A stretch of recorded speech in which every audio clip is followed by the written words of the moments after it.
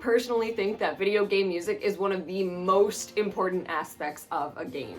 It sets the mood for certain story beats, it is the backdrop of beautiful locations in a game, and you know, maybe it's also a silly little song for a fishing mini game. Who knows?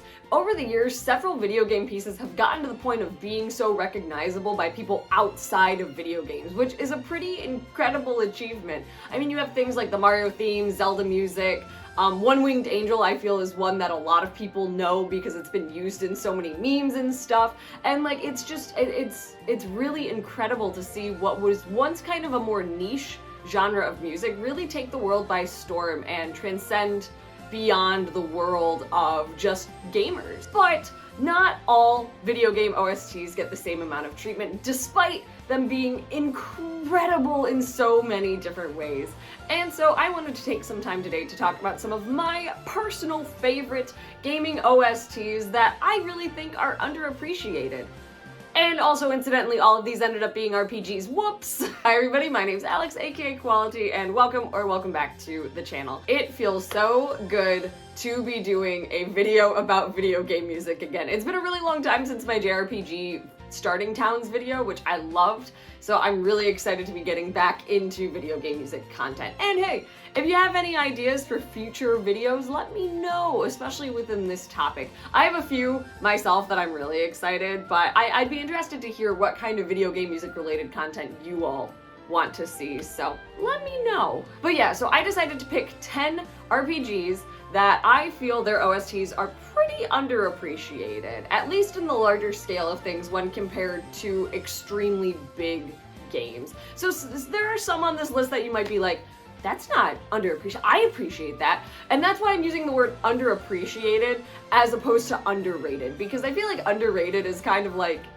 I don't know, I feel like that word gets kind of stretched very, very thinly for videos like this, where it's like, underappreciated, I think it's just a better term for talking about something like a video game OST that, you know, maybe people know about but don't really actively listen to, or weren't actively listening to while they were playing the game, or things like that. It could be as simple as it's a game that they missed out on, and I think that's kind of a better way to approach a subject like this. I also decided to pick 3 songs from each OST, since I'm talking about the OST in general. I did this because I wanted to give a little bit of a taste of the OST rather than just my favorite song from the OST, though I will say my biases did kind of bleed through on this one because I did typically end up picking what were my favorites. So you know. But without further ado, let's get into it, starting with the game that made me want to make this video, Harvestella. So Harvestella was actually the first game I beat this year in 2024, and I loved so much about it, but something that I probably adored the most, other than the combat, the story, which was all phenomenal, was the music. And I almost hear nobody ever talking about the music. The only person that I've ever heard really talk about the music is dear friend Brandon from Just the Gems, which he also just did a video game music related video, and it was kind of a big inspiration for me to get back into the video game music videos. That's gonna be a lot to say. So please go check out Brandon's video. It was so wonderful. It made me so happy. I felt so validated in my feelings. But yeah, Brandon's like the only person I've heard talk about this OST, and it is so glorious. Composed by Goshina, it was like, oh my gosh, there are so many different wonderful themes in this game. Without giving any story spoilers, it's not just your average kind of cozy farming sim, more Rune Factory-like kind of game.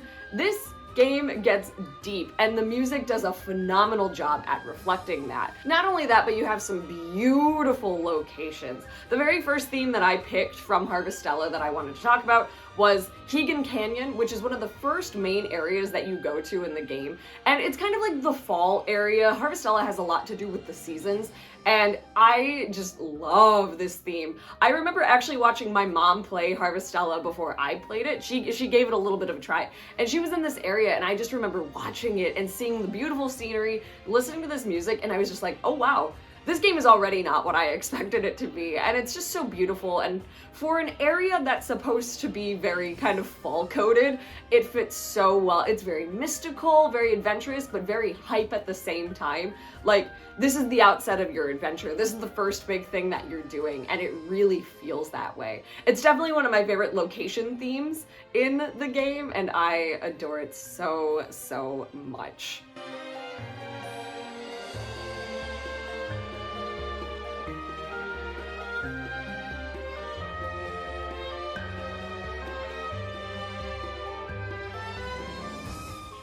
Harvestella also does an amazing job with battle themes. There's one that I would say is my absolute favorite, but I don't want to talk about it because it's kind of spoilery. So I am going to talk about what I would consider probably like my next favorite battle theme, which it's one of the main boss battle themes, Those Who Resist Destiny. You hear it every time you do a main story boss in chapter 3, and a few throughout some of the other earlier chapters as well.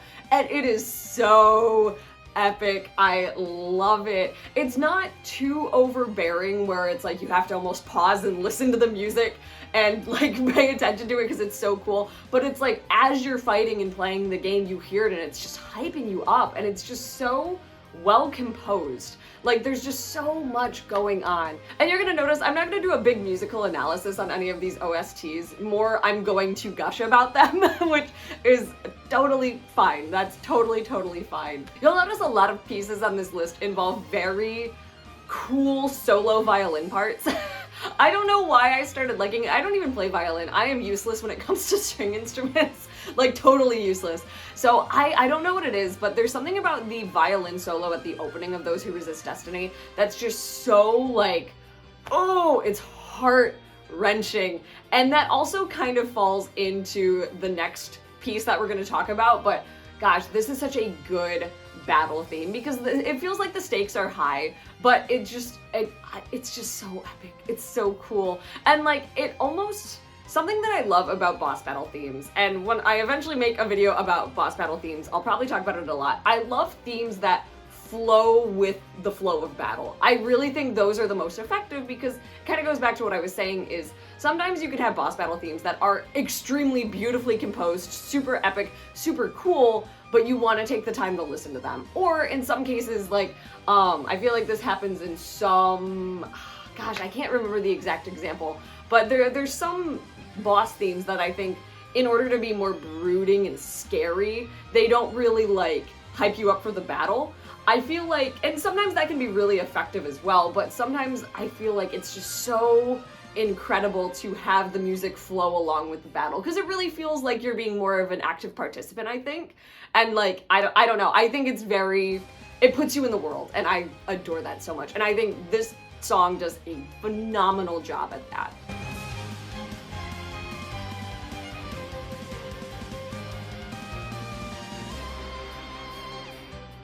And then finally, the last piece from Harvestella that I want to talk about is actually the main theme. Now, the main theme actually pops up in several other smaller themes throughout the game. It's kind of that constant that you hear a lot.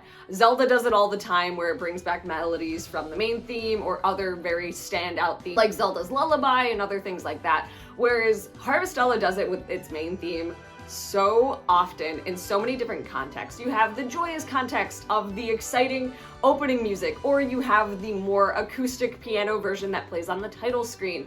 And it's just so, one, it's a very emotional piece of music, which you wouldn't totally expect. Again, when I went into Harvestella, I was expecting it to be kind of more cozy RPG with like farming elements, whereas like this story like slapped me in the face. Like it really made me think for a while, and it was, oh gosh, it was so incredible. And I think after having finished the game and then going back and listening to the main theme, it only solidifies that thought for me, where it's like, wow, this told a very touching story and a very important story, I think. And oh gosh, it's just so good. So I'm just gonna let it play. I'm just gonna let it play for a second.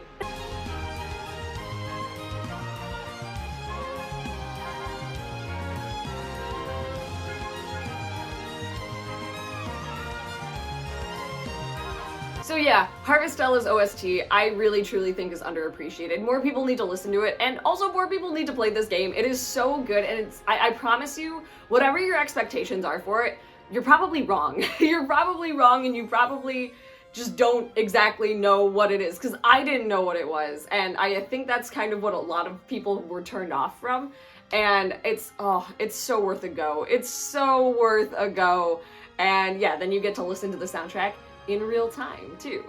Next up, we have the single RPG OST that I have right here, Live Alive! I adore the music from Live Alive. This is our first of many Yoko Shimomura soundtracks on this. I can't help myself. I love Yoko Shimomura's music. It's so good, and it's such... Her music is just such a standout in my life that it's hard to not include her in every music list that I ever make. But yeah, Live Alive, I think, is probably one of her most underappreciated works, especially because, you know, this game never got a Western release until the Switch version, and even then I think a few people still passed up on the Switch version, which, same thing with Harvestella. It's so worth it. It's such a unique RPG experience, and the HD 2D remake on the Switch is so good. It's so good. I love it. The soundtrack was probably my favorite soundtrack of 2022, honestly. I adored the Live Alive soundtrack. Mainly because with Live Alive, you have so many different stories happening that you can start and stop at any point in time. And these stories happen throughout all of history. You have the future, you have the past, you have present day, and Yoko Shimomura has pieces composed for each era. And I think that's really, really cool, is just being able to do so many different styles all within one gaming OST. So some of the ones that I want to talk about. First off, for a piece talking more about a location, one of my absolute favorites is The Shifu Descends from the Mount, and that plays in the China level, and oh my gosh, it's such a peaceful, beautiful piece of music where it's like, it uses a lot of traditional Chinese instruments, which is also really cool, lots of traditional Chinese soundscapes, and it's just so pretty and relaxing, and it fits the area so well. It's one of my absolute favorites. It's just, oh gosh, it's just so happy and nice, and throughout that individual story, it's very fitting for the activities that you as the Shifu are doing and training your possible disciples. It's just very cool, and I like that one a lot. It was really hard to pick my favorite, but after listening to this one again, I was like, yeah, this is pretty good.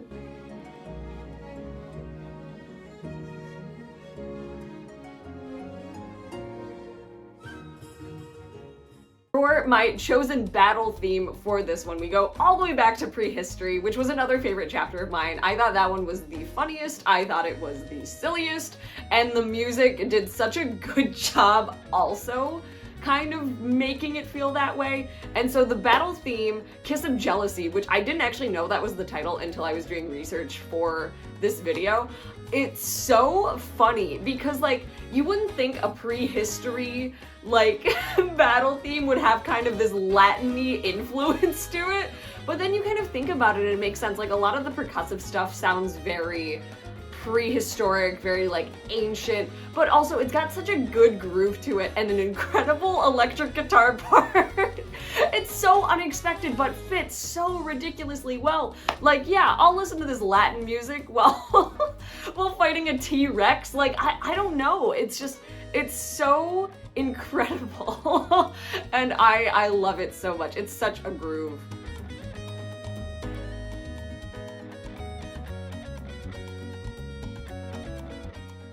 And finally, the last piece in Live Alive that I have to talk about, there's so much more, but I could spend hours talking about this entire OST, but the final one I want to talk about is what I think is one of the most important pieces on the soundtrack, and that is Megalomania. Not Megalovania, though Megalovania was inspired by Megalomania, which, fun fact.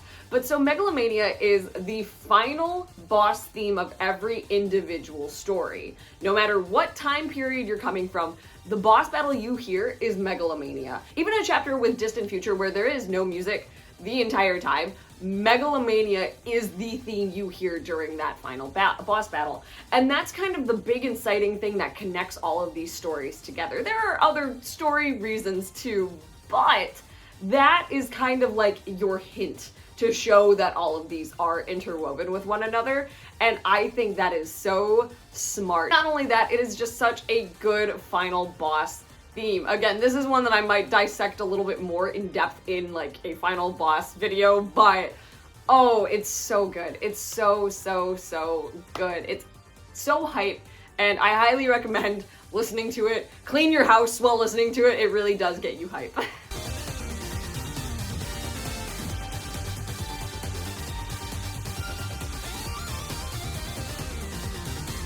So yeah, as I said, Live Alive is so special to me, especially because of just how diverse the music is throughout the entire game. There are just so many different genres presented in just one OST for a game that originally came out on SNES. And here's the thing, the renewed OST with the remake is phenomenal, but the SNES one, it's incredible what they did with that one. Like, it's so good. And like, SNES music is good a lot of the time. When we talk about other games later, I'll talk about it again, but it's just so, I don't even know. It feels different than other SNES games OSTs, so I don't know. But really, give Live Alive a play and a listen, or at least one of those two things. It's a really wonderful OST. Next up, we have a game from a series that I could have picked one of 3 games for this one, but I decided to go with the one that I thought was the objectively better soundtrack. Paper Mario and the Origami King. Sticker Star, despite being my least favorite game in the series, was a very close second, because I do think Sticker Star's OST is very underappreciated, and I think that one's a really good one, but Origami King just takes the cake in so many different ways. Same kind of deal with any RPG slash Paper Mario especially. You're going to a lot of different locations that are very thematic. Something that I can say about Paper Mario is they do a really good job with the overall theming of different locations. I mean, Thousand Year Door is a perfect example, looking at places like Glitzville and Poshley Heights and stuff like that. Like, it's all very well themed, and Origami King is the same way. Origami King itself is not a perfect game. I have a lot of complaints with it, but the OST is definitely not one of them. So going through some of my personal favorites, Autumn Mountain has to be one of my favorite fall-themed video game pieces of music of all time. It's a really pretty location in the game, and it's pretty early on too, so you experience it very soon.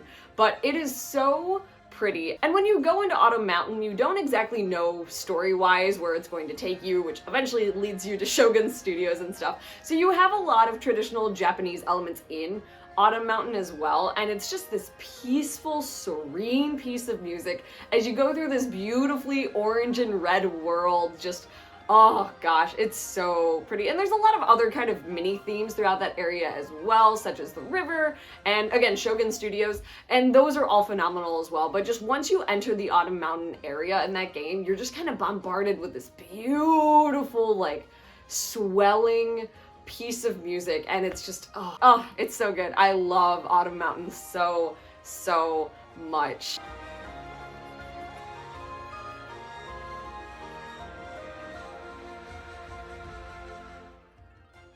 And the boss music also goes really freaking hard, harder than they needed to. I will be honest, I hated pretty much all of the bosses in Origami King. I didn't think any of them were particularly interesting, especially because of Origami King's battle system, which I despise, but the boss music is incredible. It's absolutely incredible. The normal battle music is good, but a lot of that relies on the main theme, and then they kind of type it around it. So the battle music for the Autumn Mountain area is the main Origami King theme, as well as elements from the Autumn Mountain theme as well, such as a lot of the different sounds and instruments used, and it's really kind of cool though. I really love that they do that, but the main piece that I want to talk about in terms of battles is one of my favorite frickin' boss battle themes of this entire game, and that is the Elastic Entertainer. Now this plays during one of your many stationary-based boss battles, and again, cute idea, but but this one, like, this boss battle goes so freaking hard, it's ridiculous.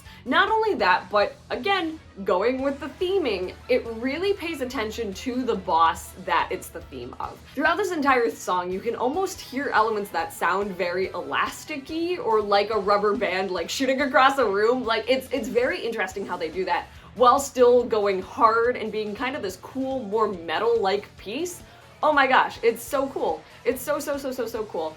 And all of the other boss battles go really hard too, and take a lot of those elements, which I think it's so cool how the composers were able to do that and make each boss battle kind of its own very specific thematic idea in all regards, not just in terms of what the boss was, but what the music was and all of that. I think it was really, really cool.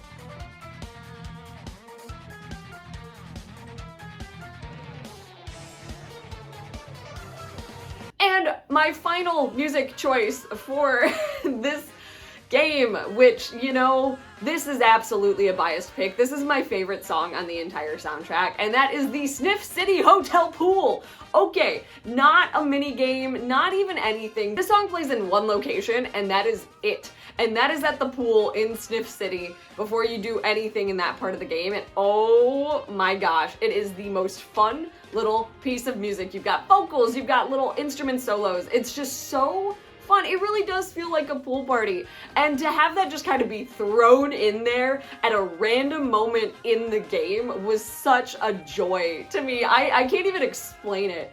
Like, it was so good. And it's such a bop. It's such a bop. So we'll just end this segment listening to that.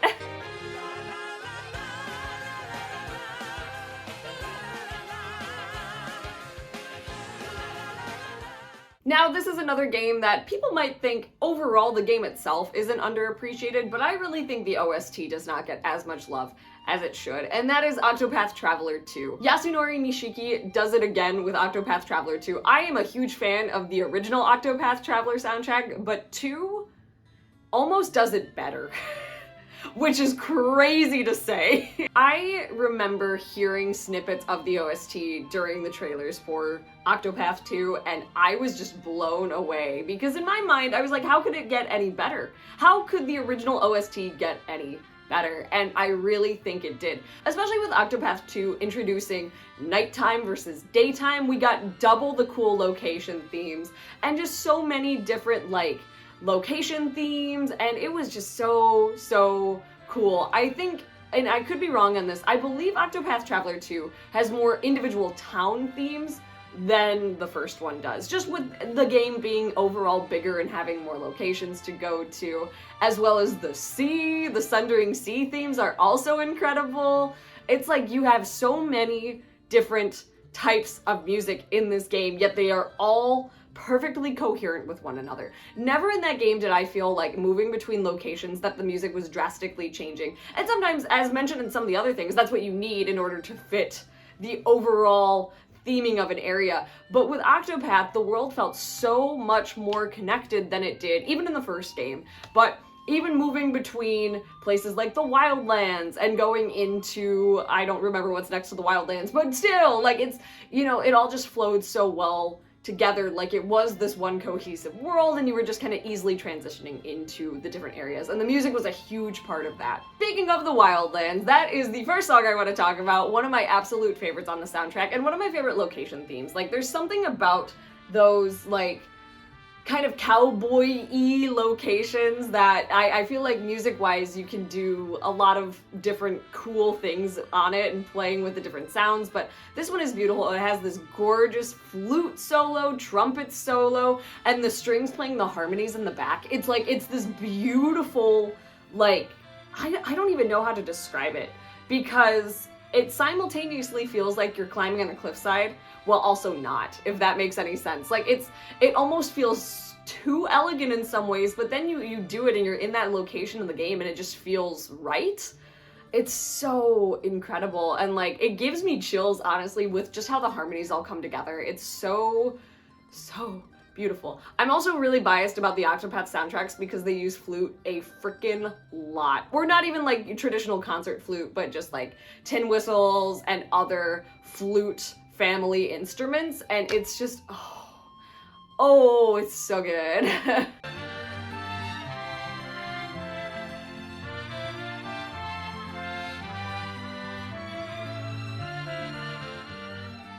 Now, the next song I want to talk about from Octopath 2 is what I think most people would consider their favorite battle track from this game, and it was actually the very first one we heard, and that is Critical Clash 2. I remember scouring YouTube to hear this song again after that initial trailer released, and people had been trying to rip it from the trailer as best as they could, and oh my goodness, it is so good. It is so good. So Critical Clash 2 is one of the final boss tracks of the different chapters. So depending on the character, depending what chapter you're on in that character's story progression, you might get this or Critical Clash 1, which is also a bop. It's so good. But Critical Clash 2 is so, oh my gosh. Again, you get this incredible flute part, you get this incredible violin part. Like, it's just so hype. And the beginning, it just punches you in the face. Da, da, da, da, da. It's so good. It's so incredible. And it just, I was not expecting that. Despite knowing that Octopath has such phenomenal battle music, I was not expecting that. And I remember watching the trailer, getting so hyped, and then hearing it in the game for the first time, I got giddy, because I knew this song was coming, and it's just so good. And I highly recommend, this is another one, if you need to get stuff done, listen to this song, because it will happen. Like, oh gosh, it's so good.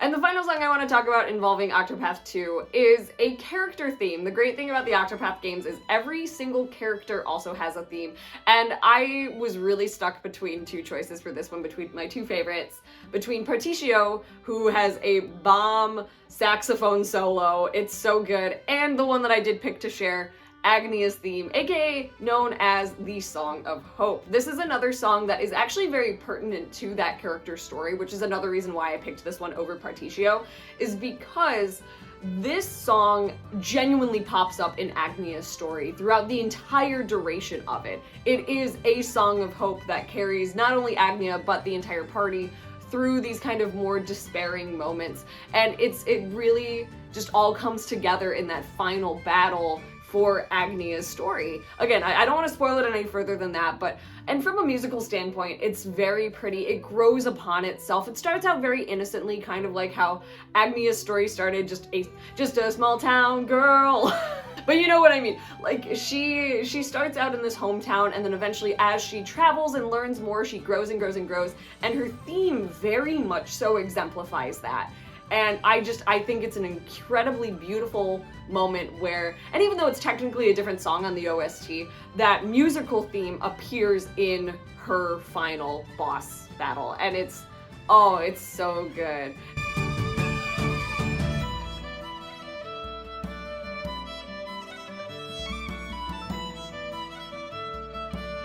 But yeah, the OST is on Spotify. Go forth and do what you need to do and listen to the entirety of it. And the nice thing about Octopath is if you've played the game, the soundtrack is pretty in your face for most of it, which is good, because it should be. It's so good. And again, I think some people do get worried that, oh, some music is distracting. This is not the case for Octopath. Like, the music fits so well within the world, it just feels like you're there, I guess, for lack of a better way of saying it. So please, listen to the Octopath 2 soundtrack. Now, there's a reason I didn't call this a JRPG list and an RPG list, because we have two indie games on this list that are not JRPGs, the first of which is a very cozy, very nice indie RPG, Garden Story. So Garden Story is kind of like town building sim collection quest RPG hybrid, and it's so cute. And it actually has a really nice story that's a little bit deeper than I think people give it credit for. And I adored my time with this game. And the OST is such a standout. Graham Nesbitt was the composer for this one, and I think they just did such a good job. Again, picking out very specific sounds and themes for different locations. So to start out with this one, the location theme that I picked, I stayed away from the fall one, even though that one is my favorite, because I didn't want to, overburden this list with fall themes. But I picked Winterglade for the location, and oh my goodness, this one is just so nice. It's like, it's not your typical like slow kind of somber winter theme that I think we get in a few farming sims and just other games with seasons. This one is so much more upbeat and happy and mystical without almost being too like Christmassy, I guess. It's that perfect in-between mix, and it's just such a beautiful location, especially because it's closer to the end of the game. It kind of, the piece itself almost gives you that kind of like, this is it, this is the final frontier kind of outlook, despite not being like, not feeling desolate like winter can. It's a very positive winter song, and I really, really, really like it.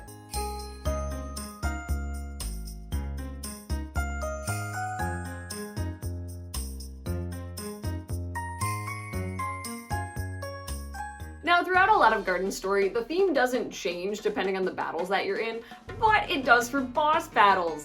A Rotten Encounter is such a cool battle theme. It's very percussive, so it gets you really, really hype at the very beginning. And remember, you are just Concord the Grape, fighting throughout all of these various weird creatures and trying to figure out what's going on with the grove and why the rot is happening.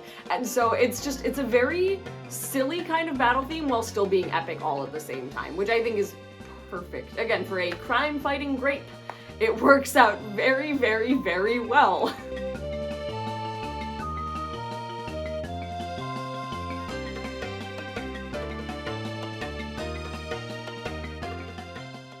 And finally, and I know I've only been talking a little bit about these songs, this final one, Turn the Tide, is such a freaking bop. It did not have to go this hard. It's very tropical, again, very percussive. A lot of the music in this game is very percussive, which I think for the overall environment of a, you know, commune of grapes and other such fruits and bugs and all of that, I feel like for some reason that works. It feels very naturey, and I think that's really, really, really cool. But this one, it's just such a vibe. It kind of goes back to Kiss of Jealousy, where it's like kind of got a Latin influence, and it's just, yeah, oh my gosh, it's such a cool little song. I'll be honest, I don't even remember what part of the game this plays at, but this is like the song from Garden Story that I think of because it was such a standout tune. And not saying that it was a standout tune in the way that like, oh, this is like popped from the soundtrack,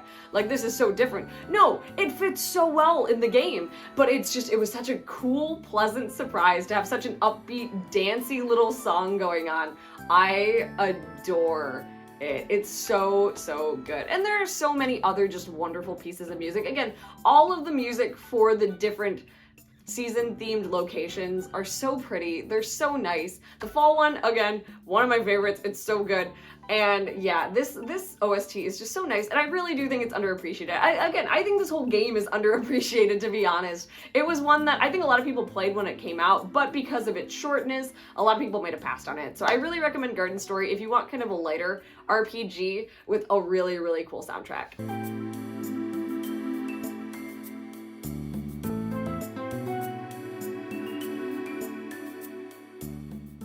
This is another one that will come as no surprise to most people, the Legend of Mana soundtrack. I adore this game, I adore this OST, and I again adore Yoko Shimomura, who is the mastermind behind this one as well. I feel like Legend of Mana, especially in comparison to some of the other Mana games, kind of got the short end of the stick. Being on the PlayStation 1, I know I didn't get to play it until it came out on the Switch, and I don't think it's as popular as, like, you know, Secret of Mana, obviously, and some of the other Mana games. It got really overlooked, but I think this game is so creative and so weird, it's so wacky, and the soundtrack does a wonderful job at exemplifying that, but also showing you that there is something bigger at stake here. So I'm sure nobody can guess the very first song I picked from Legend of Mana, Hometown Domina. I talked about this in my JRPG Starting Town video, and I just think this song is so beautiful and incredible, and it's such a unique starting town theme for what's supposed to be your hometown. I would say that the theme that plays at your main character's house is a little bit more of what you would think for a starting town theme, especially like when looking at our other RPGs like Final Fantasy and Dragon Quest and all of that, whereas like Hometown Domina, it is the very first town that you explore in the game, and it feels like peaceful and tranquil while also there being a little bit of mischief to it, and like it kind of exemplifies a lot of the wackiness of the characters that you see, not in just that town but in the game in general, and the different types of characters that pass through Domina, and it's so nice. I love this piece.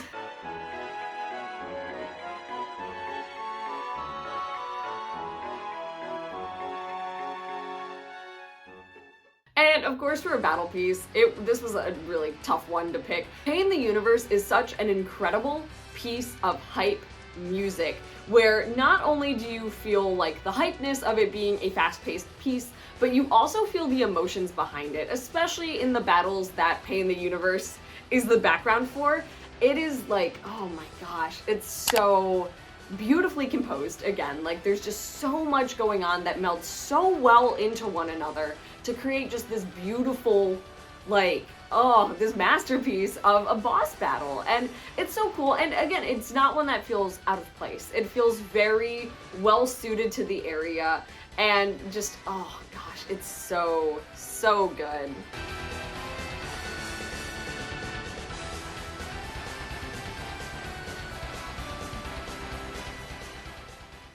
And finally, the last piece that I have to talk about with that one is the great virtue of gathering the Mana Spirit. And I had to read that one because it's so long. It's basically the main theme of the game, and you hear it on the title screen, you hear it in the opening, you hear it in a different way in the credits, and this is the piece that I was talking about, really, when this is a silly, wacky game, but there's some very serious and intense undertones underneath it, where this piece is what is showing that. It's so emotional and heart-wrenching, and it's just, it really like stings in a way, especially because of like the premise of the game where you're trying to revive the mana tree. You know, this world is on the brink basically, and there are so many different issues, and it's like this theme is kind of the connecting thread between all of those issues, all bringing it back to the tree. And it's just, oh gosh, it's such a beautiful piece of music. It's so good. Something Yoko Shimomura does really well is heart-wrenching openings. Yoko Shimomura also did the opening to Xenoblade Chronicles 1. She didn't have a big role in the overall OST, especially with the later games, but in the first one, that one was her. And oh my gosh, like, it makes you want to cry. And the Legend of Mana opening is the exact same kind of situation. It's beautiful.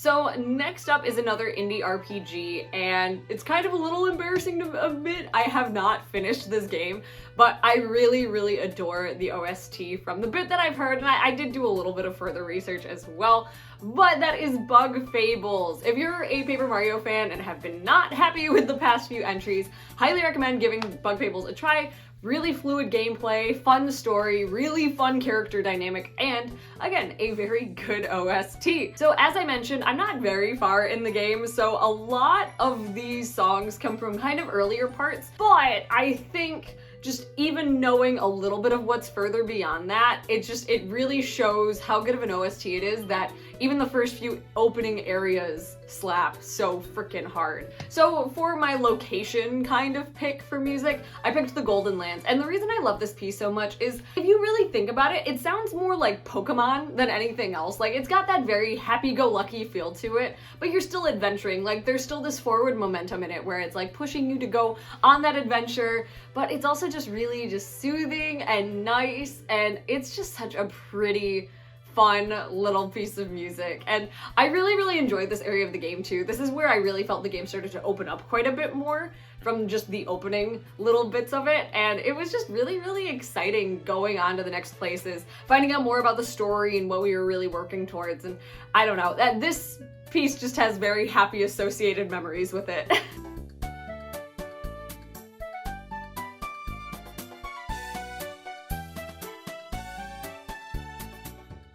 And for our battle music, this song is a freaking bop. His friends call him Sputter, don't call him Sputter, which I think the name of that song is so perfect, because it's like for a boss battle, it's like the song is deliberately telling you that you are not this guy's friend. You are not Sputter's friend, so don't call him Sputter.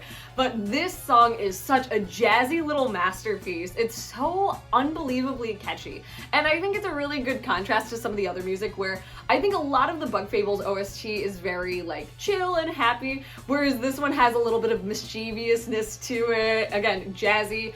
Just a really cool contrast to a lot of the location themes in the area as well. And it's just a really, really memorable boss battle theme.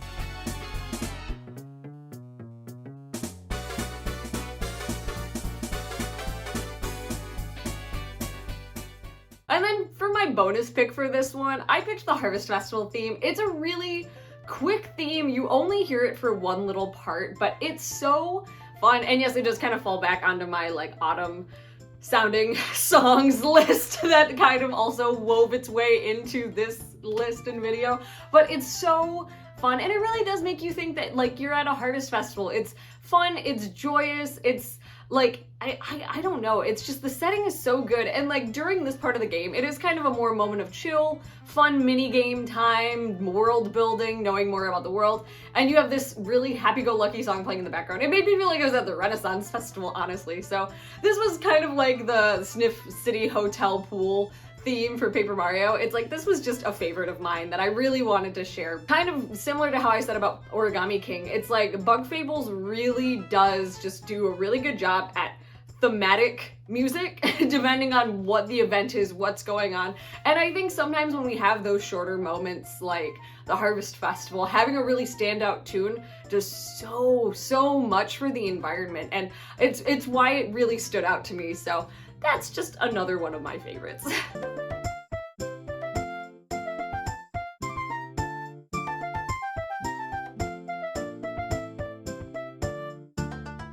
Next, I want to talk about Neo: The World Ends With You. Many people have played the first one, not many people have played the second one. Highly recommend. It's different from The World Ends With You. That is 100% true.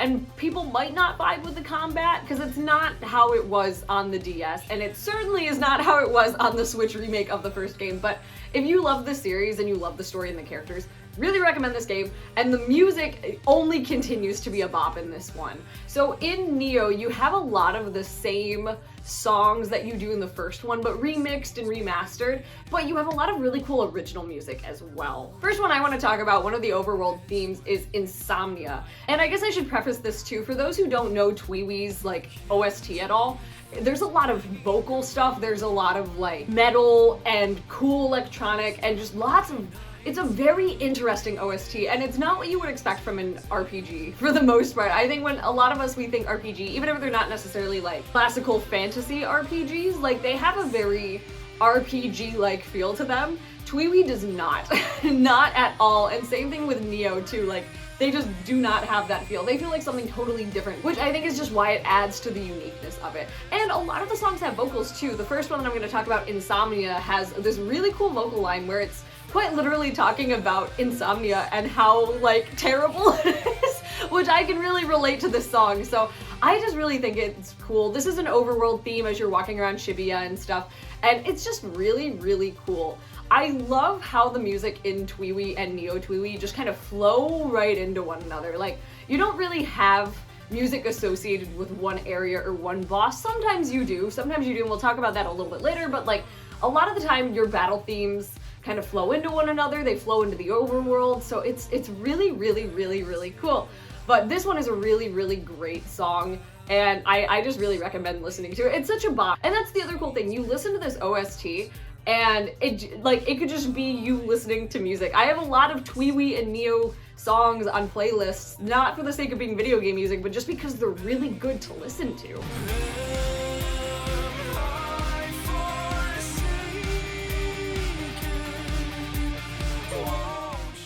Another really good one is Divide, which is a boss battle theme. I don't want to spoil whose boss battle theme.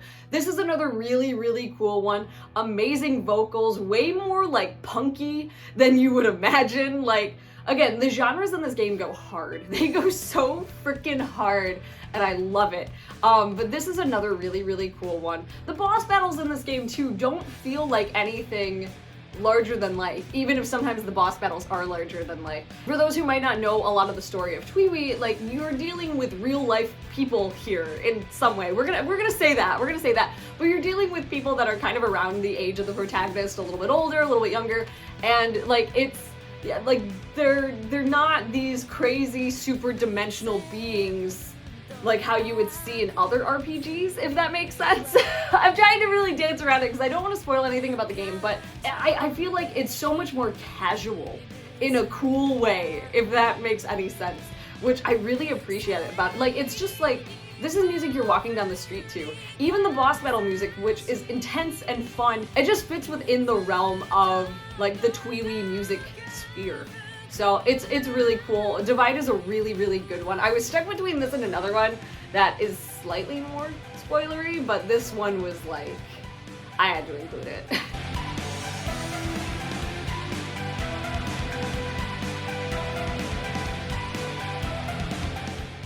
And then my final pick, which is my absolute favorite from Neo The World Ends With You, is Bird in Hand. It's such a good one. It actually shares a lot of the same lyrics as another song in the game, which I cannot remember the name of, but it also almost made the list. That one is like hardcore, super metal. And then this is kind of like, I don't know, the lyrics are fun, they're sassy. It's really good to get into the vibe for it. This is an overworld and a battle theme, which means it'll transition into battles while it's playing in the background. Again, kind of how I was talking earlier, I think that's a really cool feature sometimes. Like, don't get me wrong, I love having separate battle themes, but sometimes it's nice where that flow, you just flow right from the world into the battle. There's no big stop. It's not like in traditional like turn-based RPGs where you're in the overworld and then random encounter, stop the music kind of situations. So it's nice to just kind of like let that world kind of flow around you, which I really like. Bird in Hand is such a bop. It's so good. I love it. I absolutely love it. So we'll just, again, let this one play us out as my favorite from the OST.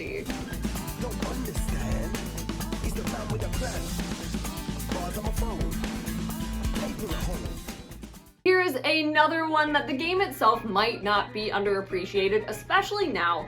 And people might also disagree with me saying that the OST is underappreciated. Again, especially now. And that is Super Mario RPG. Now, this is one of my favorite games of all time, also one of my favorite video game OSTs of all time, but I still feel, even with the remake that came out last year on the Switch, people still don't acknowledge how spectacular and phenomenal the whole soundtrack is. I think most casual gamers at this point would know the Forest Maze because, you know, the memes throughout all the years and all of that, but I think a lot of people that haven't played the game don't know a lot of the other aspects of the soundtrack, which are so good. Again, this is Yoko Shimomura again. This is our final Yoko Shimomura one, I promise.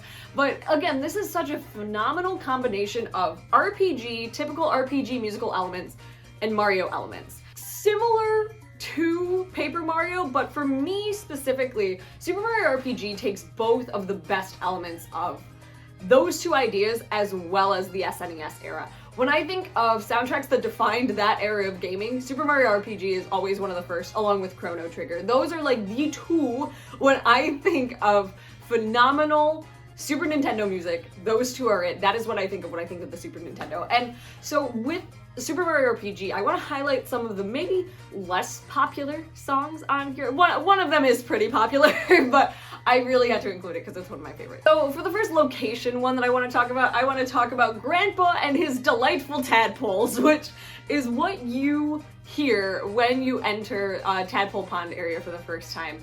And oh, it's so happy. Especially so when you enter that area for the first time, it's silent, you have kind of the percussive stuff in the background, and then once you talk to the tadpoles for the first time, introduce yourself as Mario, and talk to the Frog Sage, or Frog Fuchsius, depending on what version you're playing, And once you have that conversation, the world just explodes with music and color, and it's such a beautiful moment for such a happy song. Like, it's so fitting for that type of an environment. I don't know, even though Mario had already been adventuring for a pretty decent point at this point in his adventure, it still just felt so like, yeah, this is it. We're doing this. We are adventuring now. And that's also kind of when the plot really became clear and the objective became clear. So that's always going to have a very special place in my heart on the OST.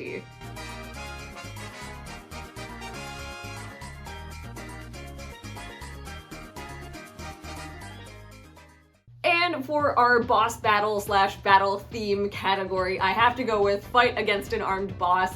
Yes, this is a meme song. If you don't know what I'm talking about, you will find it if you look it up, I promise. But I really do think that of all the battle themes in this entire game, many of which are phenomenal, and there's like one or two that are really neck and neck with this one. This is just one of my favorites because of the low reed sound. It's so good. Low reeds do not get enough love in soundtracks in general, and this is coming from a flute player who gets to play the melody all the time, but like this song has such a good bass line, and then the low reeds are the ones really kind of driving the melody home for the most part. And I think it's more evident in the original version versus the remake version, because the remake changes, it reorchestrates a lot of stuff so it has a bit more of a string sound to it, whereas the original is so beefy. It's so good. That's probably gonna be the one that I play here as opposed to the remake version, but oh, it's so good. And like the bosses in Super Mario RPG are so wacky that it's just so fitting. It's so fitting. Like, it's intimidating, they could be hard battles, but at the same time it's like it's this goofy kind of Mario character based on a weapon. Like, it's so funny to me. I love this theme.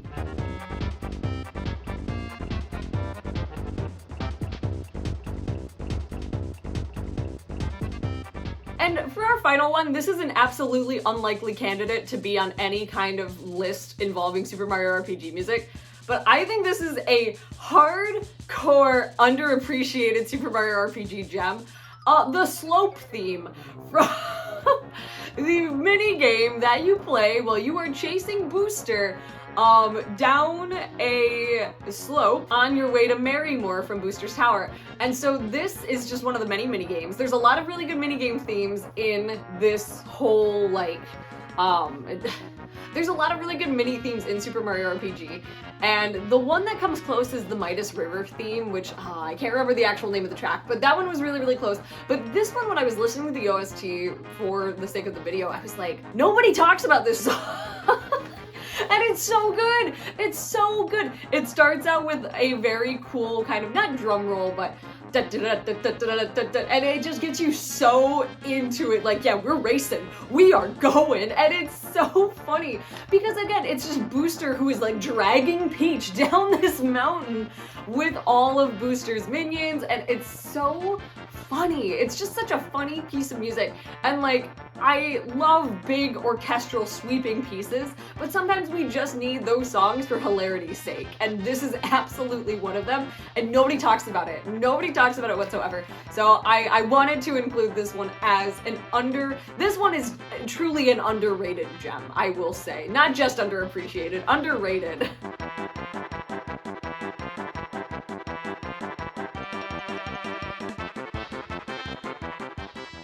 And for our final OST to talk about today, for a game that is so based on music, you'd think more people would talk about the OST, but they don't. And that is for Tokyo Mirage Sessions Sharp FE.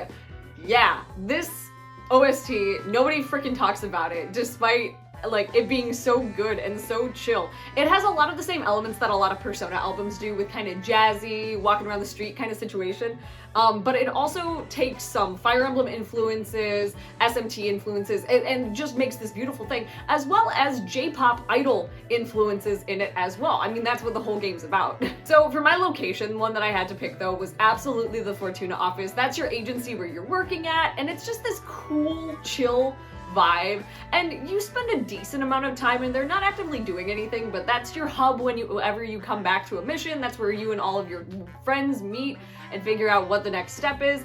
It's just such a cool cool song, and it's one that I would just put on and listen to and vibe with. Like, it's just so cool. And again, it goes back to kind of the idea when we were talking about Neo Twiwi, is like, when we have our traditional RPG OSTs and then these more modernized ones, they all have a place, right? Like, they all have a place in the overall sphere of video game music. But for like a modern track like this, they're so easy to just listen to on its own, right? So I don't know, I really, really love this theme. I think it's so cool.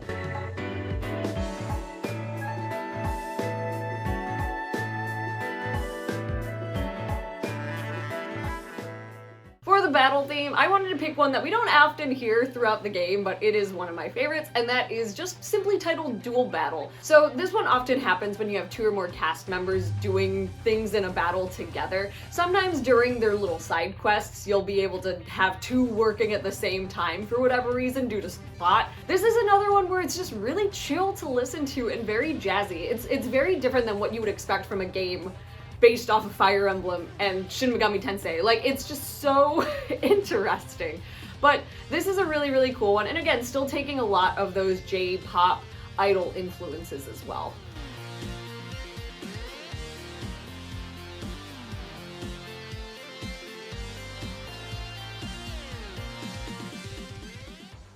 And of course, I would be completely foolish if I didn't include a idol song, because all of the characters in this game kind of have themes for themselves, but also for what's going on in their idol career. So you have a few characters like Kiria and Tsubasa that have multiple songs, sometimes together, sometimes separate, and then you have some characters that have maybe 1 or 2 songs by themselves. And those songs, and the reason I love them so much, is a lot of the time they play into the battles themselves.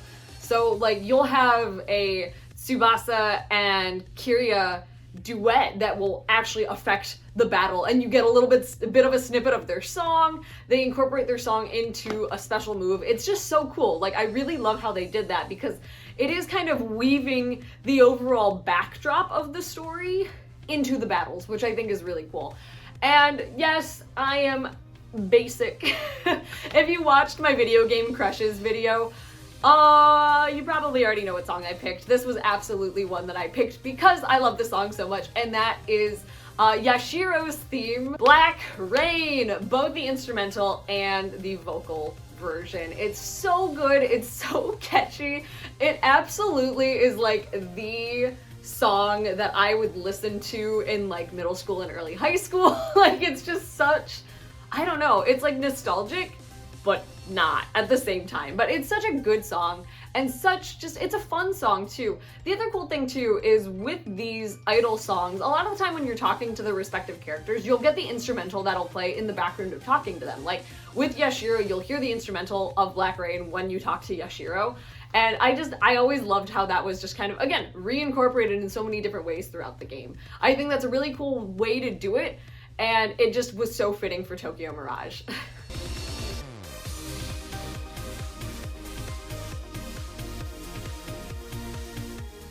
But that was 10 OSTs that I believe are underappreciated. And in some of these cases, I think the games they come from are also underappreciated. Some people disagree, but I am sticking with my gut on this one. These are all OSTs that I really think more people need to listen to and talk about. Because again, video game music, it's such a big world, and there's so much there, and there's so much for everyone. And I really do think that video game music is kind of a unifying factor among gaming fans a lot of the time. Sometimes we'll have different memories associated with gaming music, or maybe it's what brought some of us together as friends. And I think that's really important to talk about, and also share some of the more underappreciated ones that might not see the light of day as some bigger franchises. So I hope that with this video, I was able to expose you to some new video game music, or a new game in general.